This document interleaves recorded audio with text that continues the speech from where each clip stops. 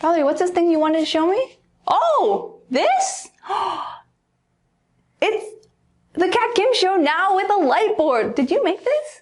Oh my gosh, you're so talented. Who knew she had so many talents? We are mostly coming back. We have this new light board, and I really like it because it allows me to do derivations by hand, but it also allows you to see the derivations directly so that I won't block them as often. So we'll be using this for more videos.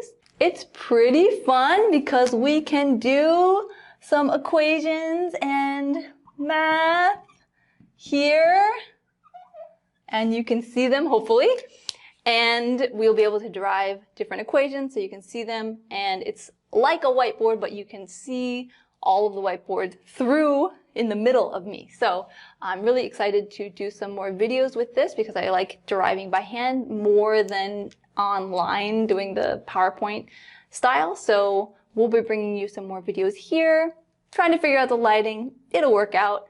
So look forward to more videos. I've mentally committed to more often, hopefully weekly. We'll see what we can do.